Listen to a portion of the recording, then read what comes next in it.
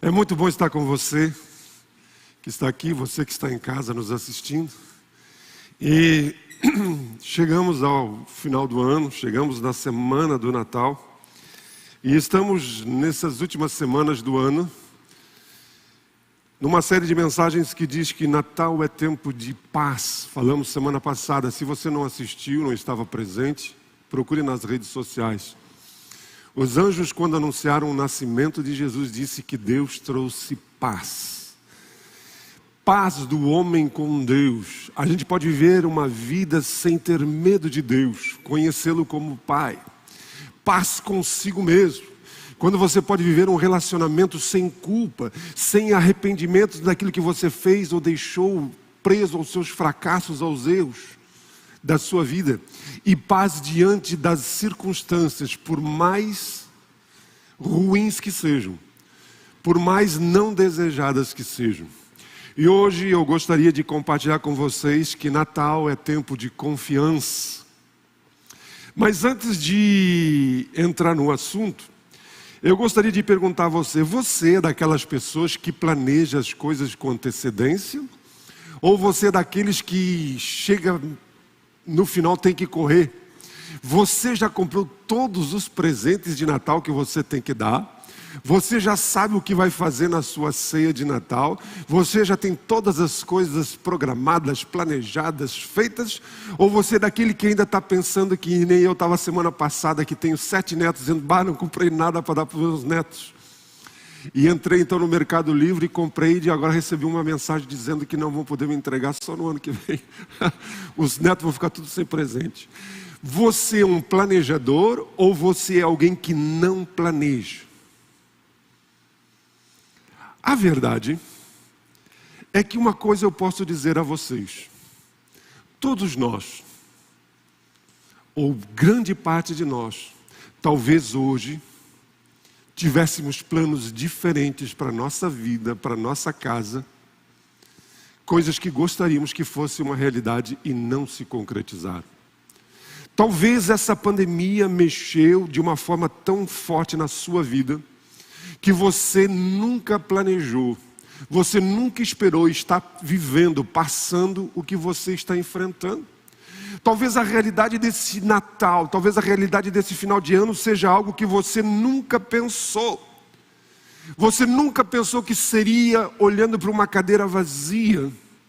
Talvez a realidade é que você enfrentou algo que nós poderíamos dizer uma mudança radical dos seus planos. Houve uma mudança radical naquilo que você esperava. Você nunca esperou que chegaria nessa época procurando um emprego. Talvez você hoje nunca imaginou que você estivesse vivendo a realidade de uma separação. Talvez você nunca planejou chegar nessa época da sua vida, nessa época do ano, e você ter diante de si um diagnóstico de um médico dizendo que você tem um sério problema. Talvez você nunca imaginou que hoje, nesse ano, nessa virada, nesse Natal, você sentaria na mesa e não teria aquela pessoa que você tanto ama ao seu lado. Talvez a verdade de muitos é que chegamos a essa época e você nunca planejou dizer o que você disse para algumas pessoas. Talvez você nunca pensou, nunca planejou fazer o que você fez esse ano e que trouxe tanta dor, tanto prejuízo. Talvez você não planejou, não pensava que você teria perdido o que você perdeu nesse ano. Por quê?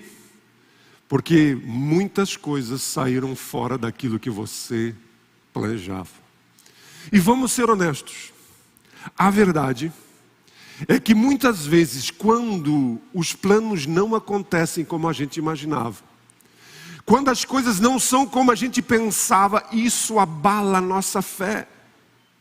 Isso abala a nossa fé quando você se depara com situações que você não previa, não pensava, não imaginava, não pensava que você seria levado, que você seria envolvido. E muitas vezes surgem as grandes questões dizendo: Deus, por que isso? Deus, como isso é possível? Deus, por que isso está acontecendo? Deus, aonde você está nessa história toda? Por isso que Natal é tempo de confiança. Por isso que Natal é um tempo não apenas de paz, de confiança, mas de esperança. E hoje eu quero compartilhar com vocês uma pequena parte da história de Natal. Capítulo 1 de Mateus, um dos capítulos de Mateus, que fala a respeito dos pais terrenos de Jesus, Maria e José. E eu gostaria de compartilhar com vocês, eu gostaria que nós fizéssemos um exercício agora de imaginação. Porque, gente, a verdade é que quando você lê na Bíblia sobre a história de Jesus, são 3 parágrafos. Você não pode registrar tudo, as nuances, todos os detalhes, tudo o que aconteceu em 3 parágrafos. Imagine se você tivesse que resumir o ano de 2021 da sua vida, da sua casa, em apenas 3 parágrafos. Muitos detalhes, muitas coisas que você vivenciou, você passou, não teria como descrever. E é isso que a Bíblia fala. E às vezes a gente lê tão rápido. A gente, quando para pensar na história de Natal, a gente pensa que José, que Maria, que os personagens envolvidos eram pessoas diferentes de nós, que eram pessoas que tinham muito mais fé do que nós, que não viviam a realidade que a gente vivencia, não viviam aquilo que eu e você passamos. Porque vamos ser honestos, nós temos uma tendência de projetar na vida dos outros, isso aí é diferente do que eu estou passando, o que eu estou passando é muito mais difícil, o que eu estou passando é muito mais diferente, é muito mais complicado de resolver, não é assim tão fácil. Por isso que eu gostaria de que hoje eu e você nos identificássemos com José e com Maria, para entender que Natal é um tempo de confiança. Nós precisamos entender e compreender que Natal é o tempo que Deus nos desafia a confiarmos nele. Você já parou para pensar como José e Maria se conheceram? Eu me lembro quando eu conheci a minha esposa, a Eliane. Nós éramos jovens, bonitos. Eu continuo sendo bonito, ela continua linda. Mas você imagine José e Maria. Maria, uma menina adolescente, talvez. Ela num sábado foi na sinagoga, numa reunião de jovens. E chega lá na reunião de jovens, tem um rapaz, um líder de 20 anos, falando, pregando, ensinando.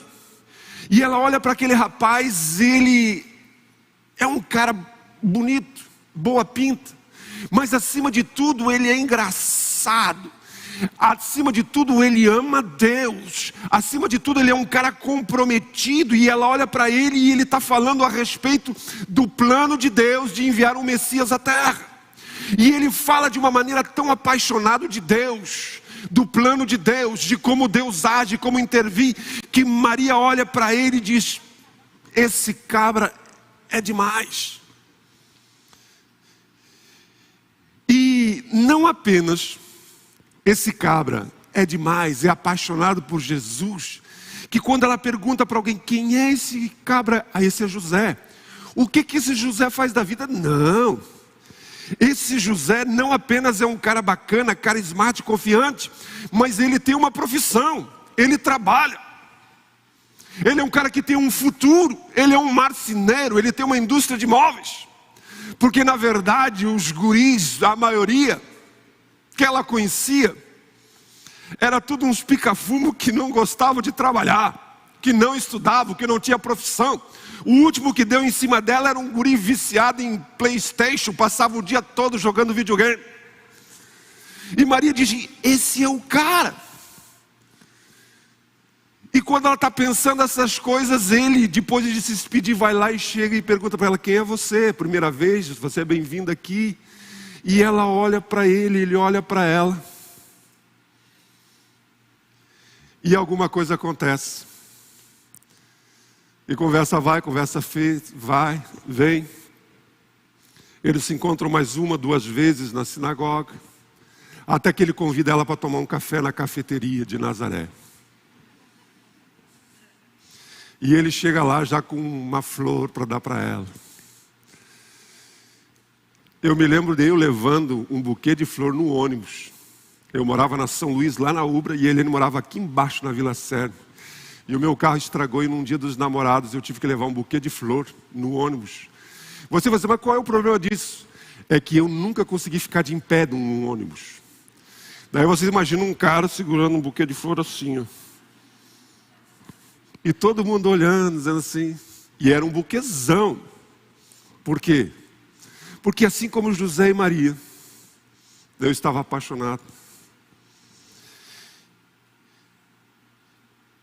José e Maria, então, começam um encontro. É um café aqui, é um passeio ali.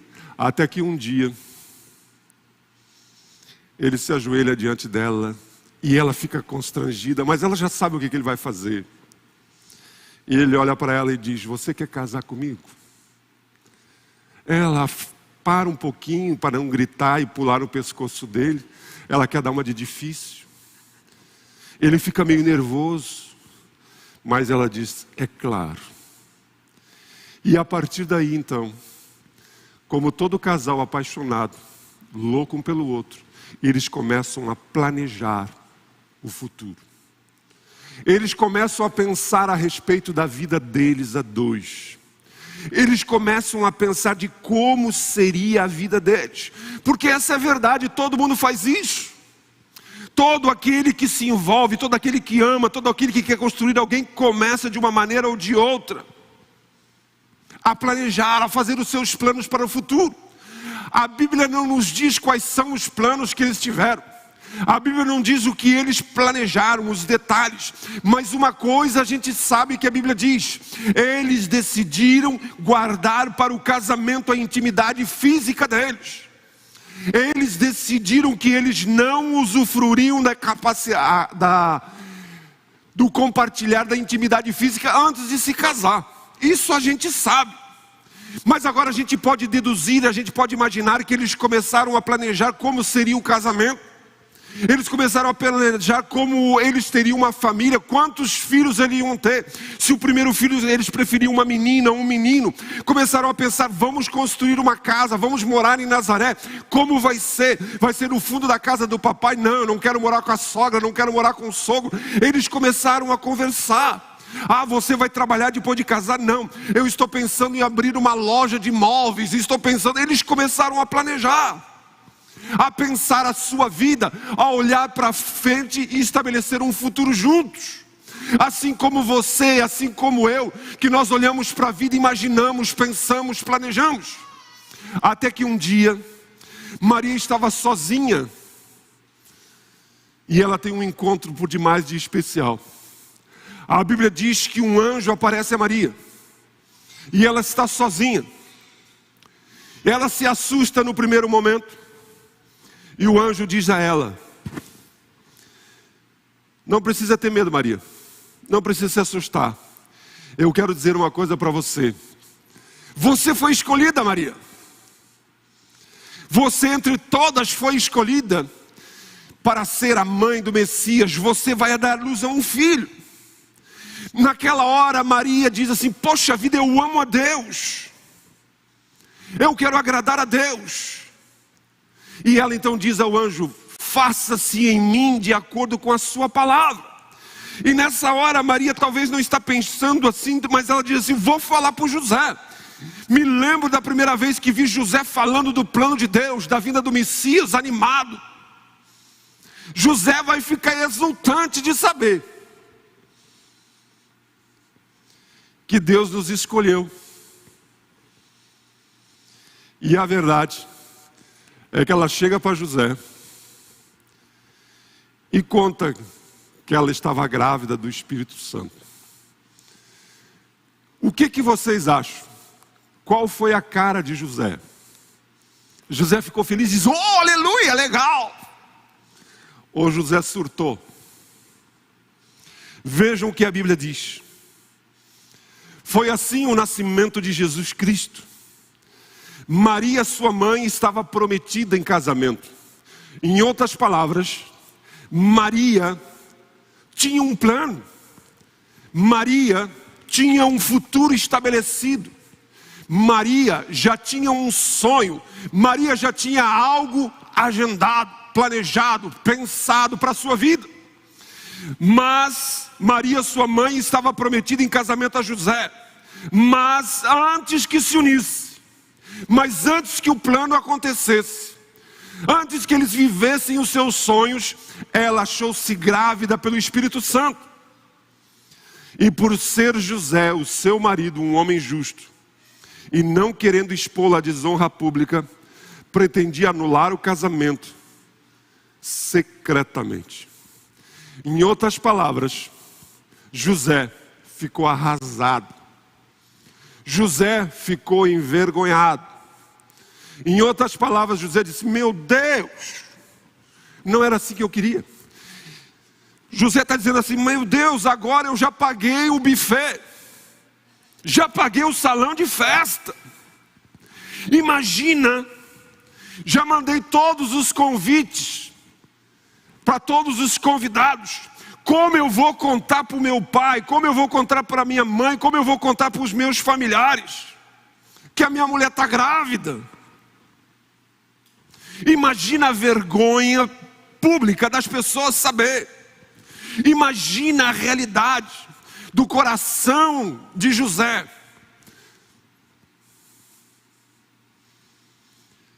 Porque vamos ser honestos. Quando Maria disse: José, eu estou grávida do Espírito Santo, ele disse: Espírito Santo, uma coisa, me conta quem foi esse infeliz, que eu vou agarrar ele pelo pescoço. Não vem me contar a história. Como você pode fazer uma coisa dessa, Maria? José confiava em Maria. José amou Maria. José abriu o seu coração, conversou, e agora ele pensou consigo mesmo: fiz papel de bobo. Agora quando eu me lembro lá me abaixando na frente de todo mundo para pedir a mão dela. Agora eu me lembro eu andando de ônibus carregando um buquê, e agora todo mundo vai olhar o espertalhão que está por aí e vai dizer assim: o trouxa lá, ó, vai assumir filho do outro. E sabe o que é mais triste? Como José era crente, ele acreditava piamente que Deus estava nesse negócio. Ele orou tantas vezes para que Deus desse uma esposa boa para ele. Ele quis fazer tudo certinho, então ele acreditava que Deus os tinha unido. Ele estava se guardando para ela. Ele estava querendo fazer as coisas certas, mas agora Maria trapaceou. E naquela cultura, quando o texto nos diz aqui que ele em secreto queria se divorciar, se separar dela, naquela cultura, antes mesmo do casamento, já no noivado era uma aliança. Então o noivado já era como hoje um casamento. Então por isso que uma vez noivo naquela época, para poder deixar, teria que passar por um processo. E agora Maria, imagine Maria. Maria, quando contou para José, ela pensou: não, José é crente, José vai entender, afinal de contas foi um anjo. E agora Maria está dizendo: Deus, o que eu fiz de errado? Eu justamente disse que tu podia fazer comigo o que eu te amo, mas agora José não me quer mais. José não vai casar mais comigo, ele diz que vai me deixar. E gente, naquela época uma mulher grávida e sozinha era uma maldição, era uma anátema.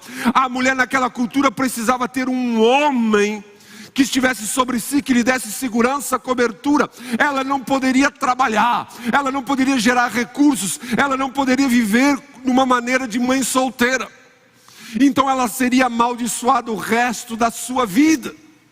Não foi isso que ela planejou, não foi isso que ela pensou.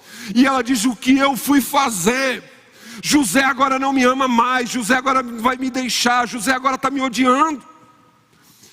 E o pior, todo mundo vai pensar que eu sou uma mulher à toa, que eu sou uma pessoa horrível.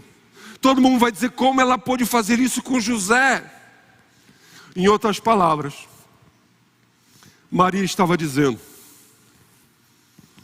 eu nunca pensei que a minha vida seria desse jeito. Eu nunca planejei isso. Eu nunca pensei em viver isso, passar por isso, enfrentar essa realidade. As coisas saíram do controle.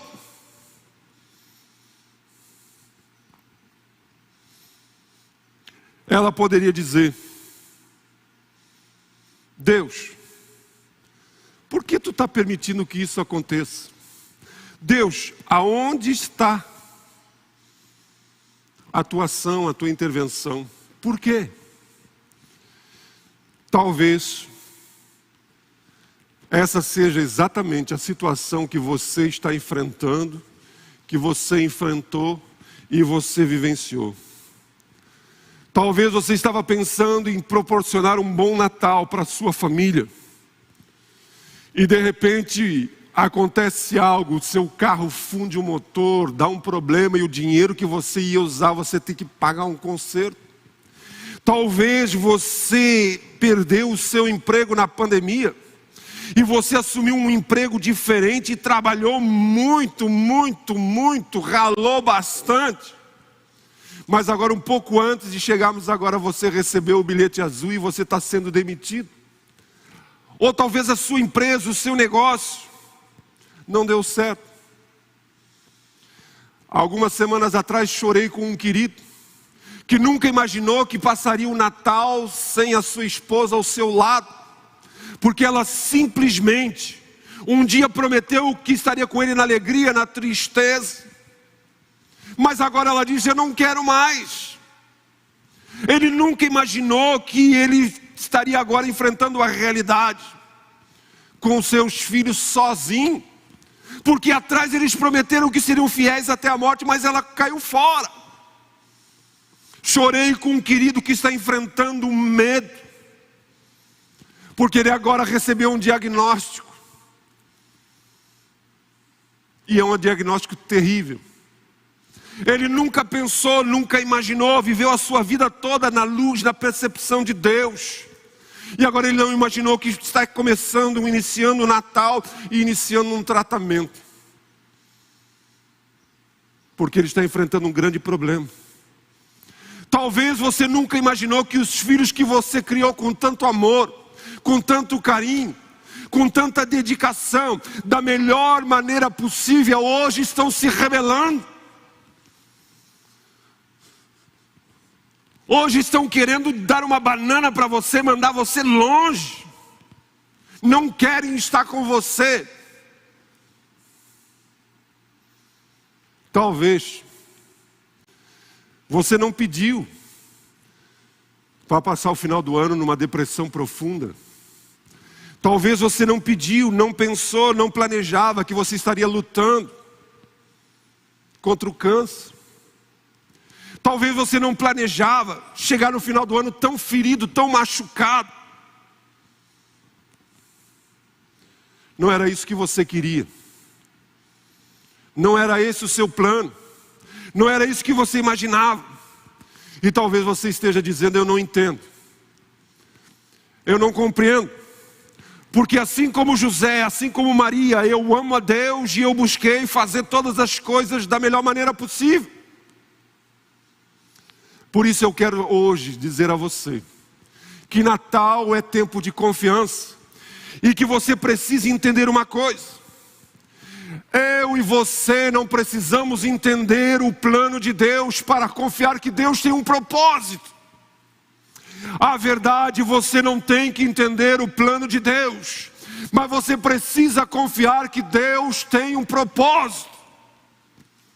É isso que o Natal está nos dizendo. É isso que o Natal está nos ensinando.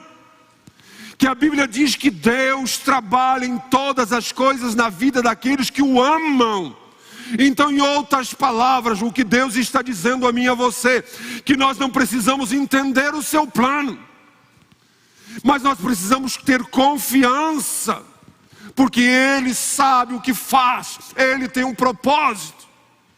A Bíblia diz em Provérbios 19, o verso 21, muitos são os planos do coração de uma pessoa, de um homem, de uma mulher.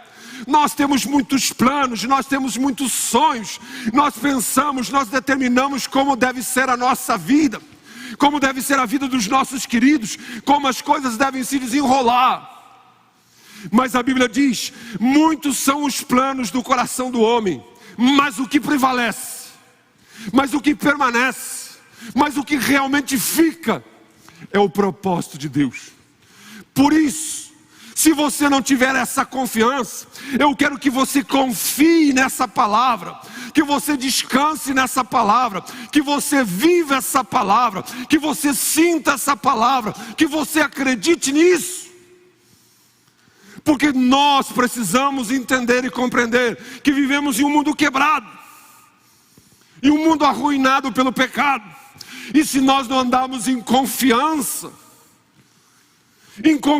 que nós temos um Deus que é o nosso Pai, que você confiou a Ele a sua vida, que você creu nele como Senhor, como Salvador da sua vida, Ele sempre terá um propósito sobre a sua vida.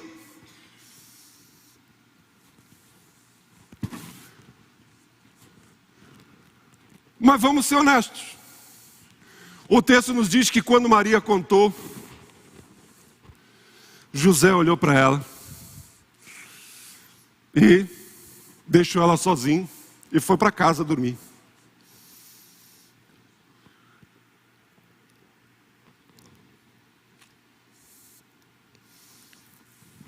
Todos os planos de José e Maria estão arruinados. Tudo foi para o beleléu.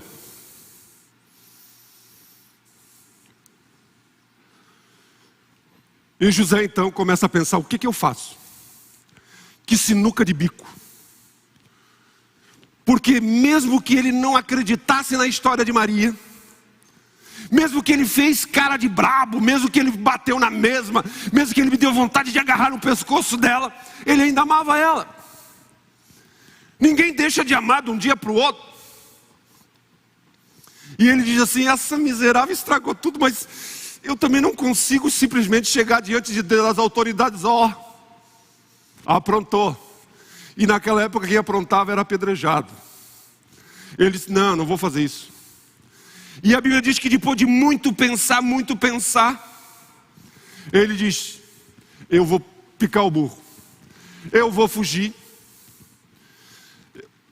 Vai amanhecer e o pessoal vai perguntar, onde é que está o José? Não sei, onde é que está o José? O José se sumiu e daqui a alguns meses a Maria vai aparecer com uma barriguinha, todo mundo vai dizer, que sem vergonha, que cretino, que infeliz, engravidou a menina. Ia pelo menos amenizar a história de Maria. Ele seria o bandido, ele seria o mau caráter. Mas vejam o que a Bíblia diz. Depois de ter pensado nisso, pensado no que, o que fazer, como agir, ele conseguiu pegar no sono. E apareceu-lhe um anjo do Senhor e disse, José, filho de Davi, não tema receber Maria como sua esposa, pois o que nela foi gerado procede do Espírito Santo.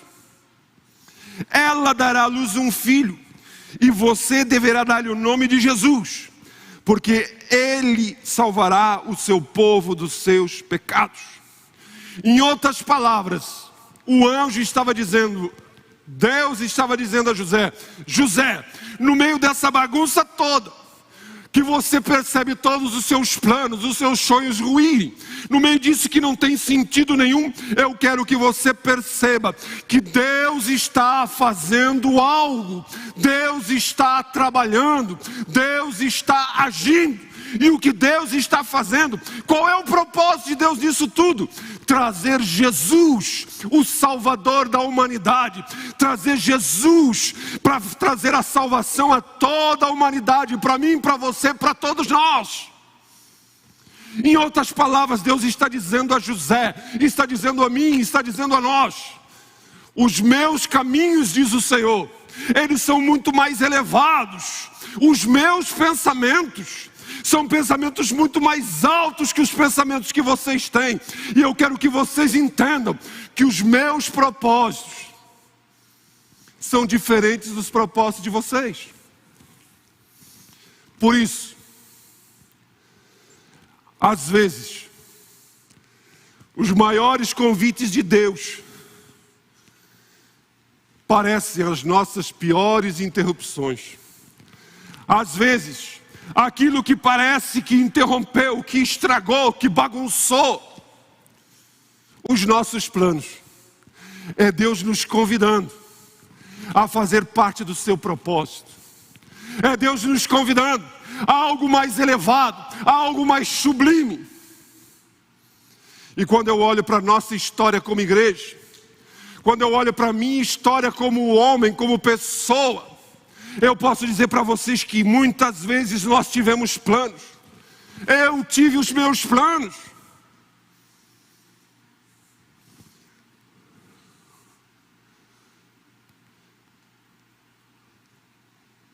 Mas Deus tinha um propósito diferente para a minha vida. Houve um momento da minha vida que os meus planos me levavam a ser um empresário, o dono de uma empresa, a ganhar dinheiro, a construir um futuro sólido, num trabalho que eu amava, que eu gostava. E o negócio começou a dar certo. Começou a mudar a minha realidade. Mas Deus veio e me disse: Gilberto, eu tenho um outro propósito para você. Você vai assumir um pastorado de uma igreja e você vai ficar 2 anos e meio sendo o maior dízimo dessa igreja, sem receber 1 centavo dessa igreja. E depois de 2 anos e meio, o teu negócio tu vai largar, porque eu te chamei para uma outra coisa. E eu digo a vocês que a gente estabelece planos, a gente pensa. Mas ainda agora na quinta-feira, quando estamos assistindo a formatura do Celebrando a Restauração, e eu ouvi os testemunhos de pessoas aqui nesse lugar, algumas que me atacaram aí embaixo, como você está e me falaram, daquilo que Deus fez nas suas vidas. A restauração, a salvação, a cura, a mudança de vida. Eu percebo que Deus me tirou de trás de alguém que consertava uma máquina, para ser um instrumento de alguém que leva o poder de Deus para transformar vidas, eternidades, gerações são mudadas.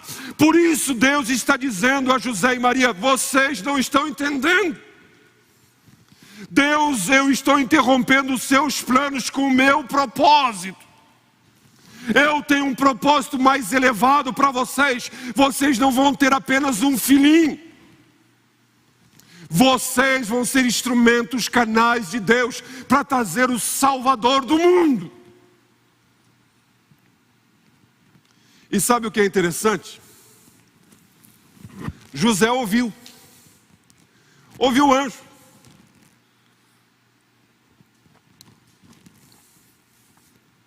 Eu não sei se ele contou isso para os outros, mas ele e Maria sabiam. Eles casaram, tudo certinho. E talvez eles pensassem como eu e como você pensaríamos. Concordamos com o plano de Deus. Abrimos mão dos nossos planos. Então agora vamos fazer o que Deus quer. E se nós vamos fazer o que Deus quer, nós vamos então ser abençoados. Vai dar tudo certo. Mas quando você vai para a história, você percebe que em vez de Maria ter um bom parto, com uma parteira em casa, deitada no seu colchão de lã de ovelha, com a sua mãe segurando uma mão, o marido a outra, ela está prestes a ganhar o seu filho no lombo de um burro. E José não tinha reserva de hotel nenhum. E gente, ela dá à luz. Às vezes a gente imagina uma estrebaria como se fosse como uma cocheira nossa aqui, um celeiro. Nós em 2015 tivemos o privilégio de conhecermos a região, ninguém sabe exatamente aonde, mas a região de Belém, onde Cristo nasceu. E lá até hoje ainda existem algumas lugares semelhantes ao que Jesus nasceu. E gente, era uma caverna, era uma gruta, era um buraco, que os pastores empurravam as ovelhas lá para dentro. Não era uma estrebaria bonitinha, arejada, não, é um buraco. E ali naquele buraco, cheirando a esterco de animais, com o cheiro de urina de animais, talvez com alguns animais, que nasce o menino.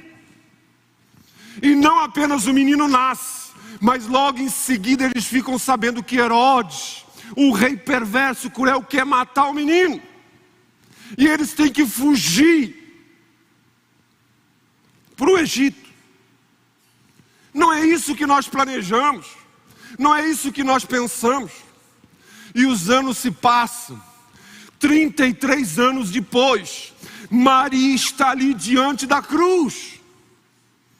Diante da cruz ela olha, aquela garota que há 3 décadas atrás tinha dito sim a Deus, está olhando o seu filho que ela amou, nu, ferido, machucado, vilipendiado. Ela olha para o seu filho, totalmente desfigurado por causa dos açoites, nem parece mais gente, ela não consegue reconhecê-lo por trás das feridas, do sangue. E ela diz: por quê? Eu nunca planejei isso para o meu filho. Eu nunca planejei ver uma coisa dessa. E ela ouve o seu filho debaixo daquela dor, daquele sofrimento, dizendo: pai, papai, não se referindo a José, mas a Deus, dizendo: perdoa-os. Na tua mão entrego o meu espírito. E ele morre. Maria vê o próprio filho morrer. Maria e José tinham um plano. Maria e José tinham estabelecido algo para a sua vida. Mas Deus tinha um propósito. Maria e José tinham um plano, mas Deus tinha um propósito. E você vai me dizer: mas qual era esse propósito? É a história de Natal.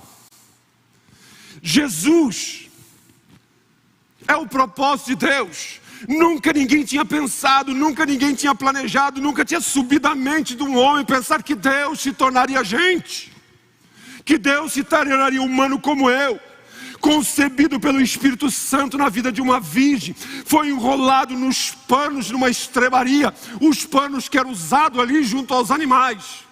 E assim, da mesma forma, um dia ele desceu da cruz e foi enrolado em panos. Jesus nasceu para morrer. Esse era o propósito de Deus. Jesus nasceu para morrer e se levantar e ressuscitar, para que eu e você pudéssemos viver a nossa vida em paz, em confiança, sabendo que aqueles que confiam a Deus o seu futuro, a sua vida, que o reconhecem como Senhor e Salvador, sempre andarão debaixo do propósito de Deus. Por isso que Natal é tempo de confiança. Por isso que Natal é Deus dizendo que para você estar bem com Deus, você não precisa ser bom. Não. Jesus foi bom por nós. Para estar bem com Deus, você não precisa fazer nenhum sacrifício. Jesus fez o sacrifício por nós.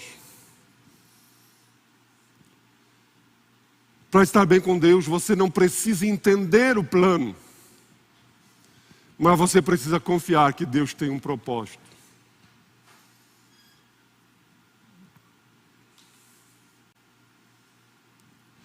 Eu quero dizer a você que eu não sei o que você vivenciou, o que você passou.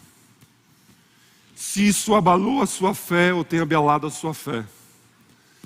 Mas Natal é tempo de Deus nos chamar a confiarmos nele. O propósito de Deus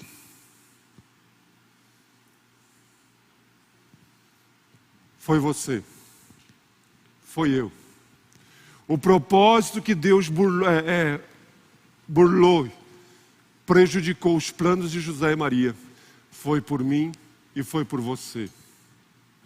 A razão pela qual Deus mudou a realidade de José e Maria foi porque Ele queria mudar a minha e a sua realidade através de Jesus Cristo.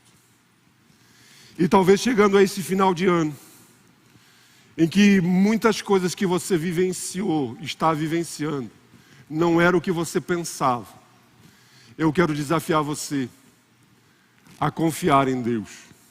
E se você ainda não entregou a sua vida a Jesus Cristo, se você ainda não o reconheceu como Senhor e Salvador, porque essa promessa não é para todo mundo não. Essa promessa que Deus está trabalhando para o bem, que Deus trabalha em todas as coisas, é só para aqueles que confiam, que se entregam, que o amam. Eu desafio você a hoje abrir o seu coração e permitir que Jesus Cristo seja a razão, seja o propósito da sua existência, da sua vida, em nome de Jesus.